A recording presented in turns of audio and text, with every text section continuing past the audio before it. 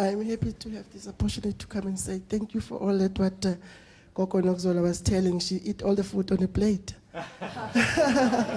Because all that was my word, which I was wanting, not all of them, but some of them, is my words which I was wanting to say. I was a little bit nervous because I'm not good with English. Thank you, Koko. I want to go to the dream when she's talking about calling. I'm the one who was called on a dream. I was calling by the dream, but I dreamed I was young, but I didn't think that was my calling. So when I'm big, when I was like 8 years, I was big that time, then I just find a snake waiting for me, want to fight with me, but they came cool, he didn't fight, then I ran, get to the river. When I get to the river, then my grandfather was standing there. I just saw my grandfather with my own eyes. He said to me, he wants to show me where I can go and dig mutis, and he wants to show me what I must do with my fuchsia. He take me there. He showed me the mutis. I thought it was flowers. I was happy when he's harvesting. I said, oh, I got nice flowers. Then later he said to me, this is not a flowers, it's a muti you're going to work with. Heal the people. So also he took me right on top of the mountain. When we get there was a big river. Then I just get into the river. That's where I was see the training one Sangoma with Arandova. Then I stayed there for 2 weeks. My family didn't know that where I was. They were looking for me. They went to another Sangoma. Sangoma told them, no, your daughter is living, but is with the ancestors. So I'm just coming to put a light here for the children, if they're having like dreams.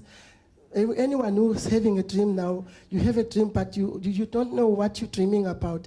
So I think why we're here now, to just to put the light on to the other people now. They must know if you dream something, you know it's about something ancestors, or it's about your family's problem when they never do something nice for you. So I want to tell the people now, all the children, they must know if you dream, maybe you're calling, you must speak to the people. Maybe when we're here, tell us now, Koko, I've got this problem, I've been dreaming that.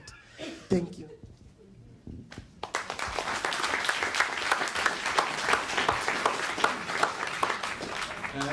Just a question that I want to ask, maybe the divine therapist can answer for me is, I mean, I'm struck, I suppose, by the difference maybe between how a Jungian would approach a dream and how a divine therapist would approach a dream. In that, would you say that any big dream that you have, which is a communication from the ancestors, there would be some action that would always take place, that would follow the dream? I mean, I suppose I'm struck by in hearing about the way that you would think about dreams, that there's always something that happens, a ritual, something has to be done. While maybe a Jungian would have the dream, contemplate on the dream, but it wouldn't lead to immediate action. Okay. Now, it's not necessary that a dream, you must perform a ritual. That it depends on the message of the dream. And you must also understand, it's not only diviners who dream.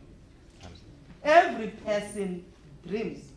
Because if, for instance, the bringing back ritual, which Vera was talking about, if it's not performed, the ancestors may reveal themselves in any member of the family to say, tell so-and-so that he must perform that ritual.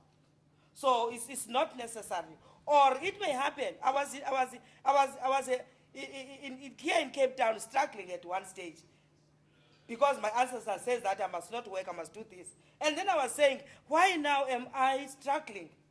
And now at night, I dreamt of a page with 7 things. And they said, do you see those things that are in that paper? I said, yes. And they said, you see now, there are so many, you are doing a lot of things. So cut out on other things, just take 3. So that did not want me to perform a ritual. And then when I looked at things, there are so many things, then I must cut out. Then I started to cut out, and everything was okay for me.